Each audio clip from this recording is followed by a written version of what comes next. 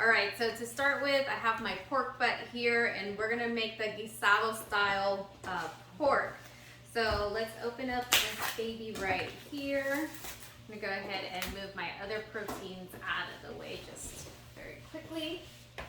Boom. We're not gonna go too far because we need them. So we're doing the pork guisado. I'm gonna show you how I season that. And I'm actually cutting that in half so the other half I can use more of a regular carnita style, and I'm gonna use this tangy tomatillo garlic. It's like a taco simmer sauce. It's really delicious. I'm gonna put that off to the side because I don't need that just yet. So this pork that I picked up, it's really nice and trim already, but there is maybe just a couple pieces that I would cut off. This one does have a bone in it, so I'm just gonna go ahead and hit it on a diagonal. So there's a little piece where most of that sinew and that fat is running through it. So I'm just gonna go ahead and cut it across right there. So one part with this bone in, I'm actually just gonna go ahead and put it right here into my pan, and I'm gonna actually have that seasoned, and I'm gonna marinate that one, and so that one I'm actually gonna cook later. But today, right now, we're focusing on the guisado portion of this meal. So I'm just gonna cube the pork, and I want it kind of in some chunky bits because it's gonna cook overnight in the crock pot. And if you cut it down too small, it's just gonna shred apart entirely, and you want a little bit of those cubes to stay intact. So I'm going through with that right there. I'm just gonna go ahead and cut all of these pork right here into nice big chunks. So let's talk about the seasoning. Super simple, very easy. I think you can pretty much use whatever you already have in your pantry, in your seasoning kit. You don't really need to get anything extra. So what I did was put together the Barbacoa seasoning, which is super tasty, and that has all of your Mexican inspired flavor profile. It has cilantro, it has pepper, salt, comino, all those good things. So if you have all them separate, awesome, go ahead and put that together. Myself, I just find it really easy to use one that's already put together and has all the flavor profile that I'm looking for. Okay, so I've got my chunks here, and I'm gonna keep going a couple more. So aside from the barbacoa seasoning, I'm also doing a little bit of garlic, all right, and then also the achiote seasoning.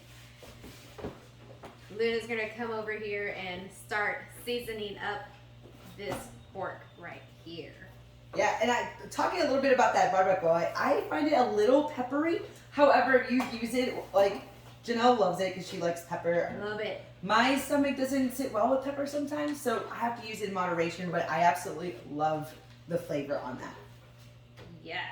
So, and then the last thing that's gonna go for the guisado style puerco here is that taco seasoning that we've been talking about, we've told y'all about. It's the bulk seasoning from Central Market.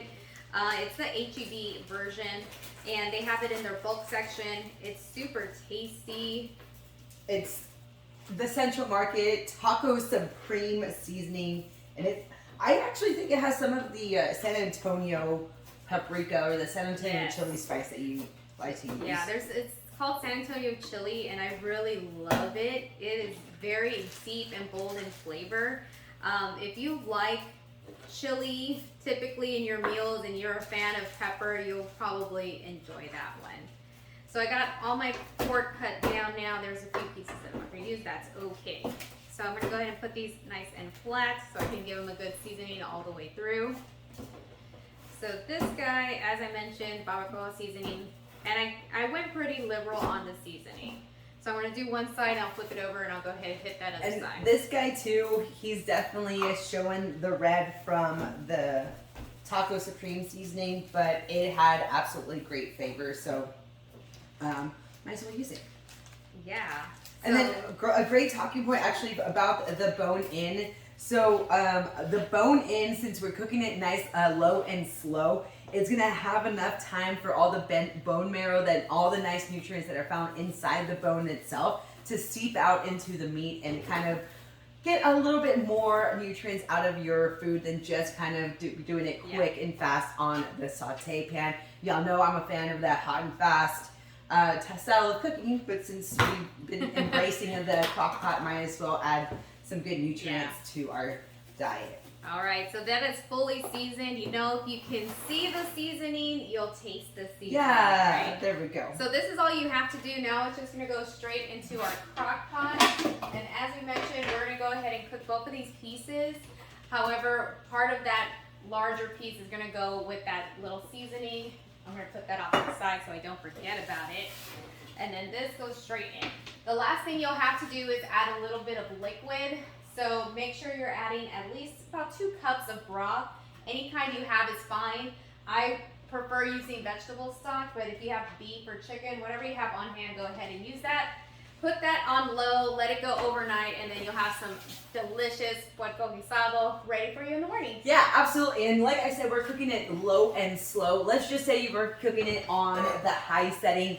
You were in a little bit more of a hurry. That's the high setting is like what, 4 to 6 hours, I believe. So let's just say that's the fast way, right? So you want to go ahead and sear your meat first.